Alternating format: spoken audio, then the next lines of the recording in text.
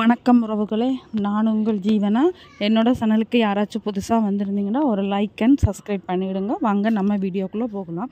இன்றைக்கி இந்த வீடியோவில் நீங்கள் எதை பற்றி பார்க்க போகிறீங்களன்னா பருப்பு சாதம் தான் பார்க்க போகிறீங்க.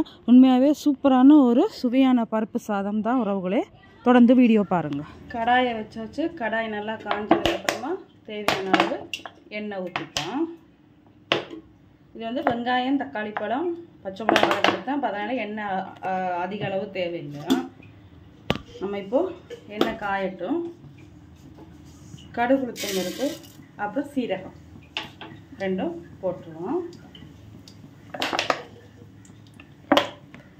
எண்ணெய் காஞ்சதுக்கப்புறமா கடுகு, உளுத்தம் பருப்பு போட்டுருங்க. கடுகு, உளுத்தம் பருப்பை போட்டு கடுகு, உளுத்தம் பருப்பு நல்லா பொரிஞ்சதுக்கப்புறமா வெட்டி வச்சுருக்க வெங்காயம், பச்சை மிளகாய், கருவேப்பிலை எல்லாத்தையும் போட்டு நல்லா வதக்குங்க. இந்த பருப்பு சாதத்துக்கு வந்து சின்ன வெங்காயம் தான் ரொம்ப நல்லாயிருக்கும். சின்ன வெங்காயம் போட்டு நல்லா வதக்குங்க.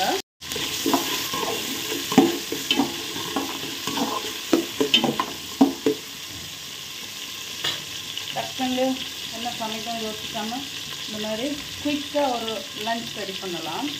லஞ்ச் பாக்ஸ் சரி, லஞ்ச் சரி, யாராச்சும் வீட்டுக்கு மதியானம் சாப்பிட்டா வந்துட்டாங்கன்னா இந்த மாதிரி ஒரு ரெசிபி பண்ணி கொடுங்க. உண்மையாகவே சூப்பராக இருக்கும்.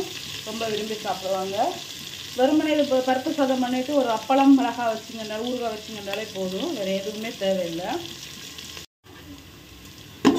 இப்போ வெங்காயம் கொஞ்சம் வதங்கிட்டு வருது. இந்த கேப்பில் வந்து நம்ம ஒரு 10-15 பூண்டு வந்து போடுவோம்.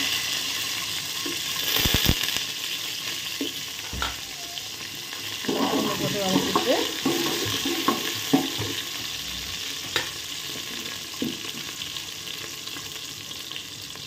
இந்த வெங்காயம் வந்து வதங்கிடுச்சு. நம்ம அடுத்தது வந்து தக்காளி போட்டுக்கலாம். நல்லா ஒரு பழுத்த 2 தக்காளி பழம் எடுத்துக்கோங்க. நம்ம இதுக்கு புளி எல்லாம் விட போகிறது இல்லை, பருப்பு சொல்லிட்டு. அதனால் தக்காளி பழமாக நல்லா பழுத்த தக்காளி பழமாக ஒரு 2 தக்காளி பழம் போடுங்க.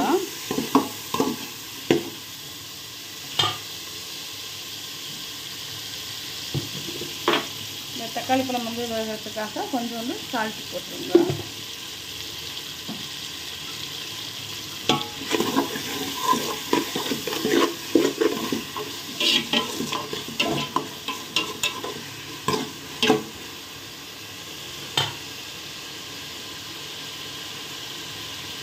இது வந்து குக்கரில் ஈஸியாக செய்யலாம். ஆனால் குக்கரில் செய்கிறது எங்களுக்கு பிடிக்காது. அதனால தான் நான் பானையில் பண்ணுவேன். குக்கரில் உங்களுக்கு விருப்பம் பண்ணால் நீங்கள் குக்கரில் கூட பண்ணிக்கலாம். தக்காளி பழம் நல்லா வேகட்டும். இப்போ பார்த்திங்கன்னா தக்காளி பழம் வந்து நல்லா வெந்துட்டு வருது. இந்த மாதிரி ஸ்டேஜில் வந்து நம்ம இதுக்கு இந்த பருப்பு சாதத்துக்கு வந்து தேவையான மிளகாத்தூள் போடணும். ரொம்ப காரம் வேண்டாம். ஏன்னா பருப்பு சாதம் முடியும். 1 ஸ்பூன் மிளகாத்தூள் போட்டால் போதும். சரிங்களா, எப்படி இருக்குன்னு சொல்லி பாருங்க. பார்க்கும்போதே அவ்வளோ சூப்பராக ரெடி ஆகிடுச்சு. இப்போ இந்த மாதிரி ஸ்டேஜில் வந்து நம்ம தேவையான அரிசி வந்து ஊற வச்சு நல்லா வாஷ் பண்ணி வச்சுருக்கோம். அதை வந்து இதில் தேவையான ஒரு தண்ணியோடையே போட்டுக்கோங்க.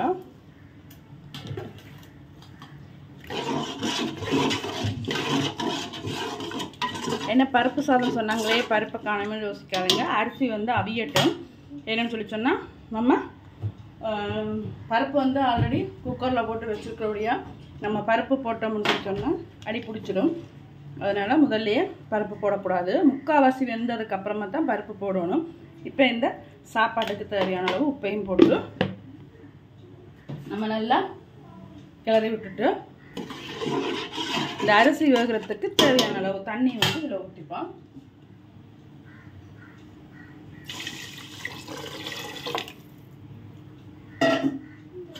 இப்போ இதெல்லாம் நல்லா மிக்ஸ் பண்ணி விட்டுட்டு இப்போ நம்ம மூடி வச்சிடலாம். மூடி வச்சுட்டு அரிசி வந்து நல்லா அவியட்டும். முக்கால் பதம் வந்தோடனே நம்ம ஓப்பன் பண்ணி பருப்பு ஊற்றி விட்டால் சூப்பரான பருப்பு சாதம் ரெடி ஆகிடும்.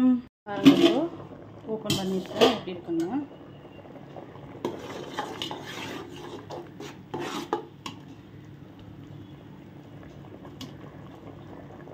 ஒரு முக்கால் பக்கத்துக்கு வந்து நல்லா வெகி வரட்டும். அதுக்கப்புறமா நம்ம பருப்பு போடலாம். சரி, உங்களுக்கு காமிக்கணுன்றதுக்காக காமிச்சிட்ருக்கேன். மூடி வச்சிடலாம். இப்போ பார்த்திங்கன்னா துவரம் பருப்பை நல்லா வாஷ் பண்ணி குக்கரில் போட்டு ஒரு 3 விசில் எடுத்து இந்த மாதிரி வச்சுருக்கோம். இதை வந்து நம்ம இன்னொரு 2 நிமிஷத்தில் வந்து இதில் வந்து போட போகிறோம். போட்டு இதையும் சேர்த்து வந்து அவிய விடுவோம். அது இந்த ஆவி வந்து ஃபோனில் பறக்கும்போது அந்த கிளியர் எல்லாமே இருக்கும், பார்த்தீங்கன்னாலே தெரியும். இப்போ பாருங்கள், பருப்பையும் வந்து இதில் போடுறோம். பருப்பு வந்து நீங்கள் மசிக்க வேண்டிய அவசியம் கிடையாது, அப்படியே போட்டுடலாம்.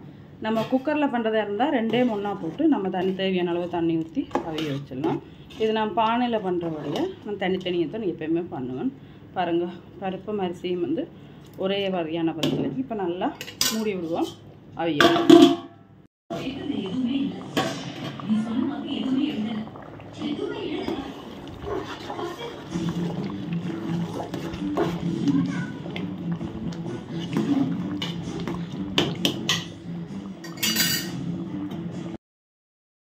இப்போ பார்த்தீங்கன்னு சொல்லி சொன்னால் பருப்பு சாதம் வந்து உண்மையாகவே ரெடி ஆகிட்டு, நம்ம வந்து மூடி வச்சுட்டு அப்படியே விடக்கூடாது, அடி பிடிச்சிடும். அதனால் வந்து நம்ம கிளறி கிண்டிக்கிட்டே இருங்க. 5 நிமிஷத்துக்கு ஒரு வாட்டியாவது இல்லை 2 நிமிஷத்துக்கு ஒரு வாட்டியாவது கிளறி பாருங்கள். அப்படியே மூடி வச்சுட்டு விட்டிங்கன்னா அடி பிடிச்சிடும். ஏன்னா பருப்பு போட்டாலே அது அடி பிடிச்சிடும். அதனால் அப்பப்போ கிளறி பார்த்தீங்கன்னாலே உங்களுக்கு தெரிய முறவுகளே. பார்த்தீங்கன்னு சொல்லி சொன்னால் பருப்பு சாதம் வந்து உண்மையாகவே ரெடி ஆகிட்டு. இந்த வீடியோ உங்களுக்கு பிடிச்சிருந்தா லைக் பண்ணுங்கள், ஷேர் பண்ணுங்கள், கமெண்ட் பண்ணுங்கள். மறக்காமல் சப்ஸ்கிரைப் பண்ணி பெல் பட்டனை அழுத்தி விடுங்க. அப்போ தான் நான் போடுற வீடியோஸில் உங்களுக்கு உடனே வரும் உறவுகளே. நான் செய்கிற மாதிரி நீங்கள் ஒவ்வொரு ரெசிப்பியுமே நீங்கள் பண்ணி பாருங்கள். அப்போ தான் உங்களுக்கு நான் சொல்கிறதோட டேஸ்ட் வந்து உண்மையாகவே கிடைக்கும். இப்போ பார்த்தீங்கன்னு சொன்னால் வீட்டுக்கு திடீரெண்டு யாராச்சும் வந்தாலும் ஒன்றாலும் உண்மையாகவே அல்லது அவருக்கு லேட் ஆகிட்டிங்க, லஞ்ச் பாக்ஸ் கட்டணும் பண்ணாலும் உண்மையானே ஒரு சூப்பரான ஒரு ரெசிபி தான் இந்த பருப்பு சாதம். இது காரம் நம்ம கம்மியாக போடுறபடியாக, அது இந்த வெயில் காலத்தில் காரம் கம்மியாக இருக்கிறபடியாக இது எடுத்து ஒரு தயிர் வச்சு மோர் மிளகா அப்பளத்தோட சூப்பராக இருக்கும் உறவுகளே. நன்றி.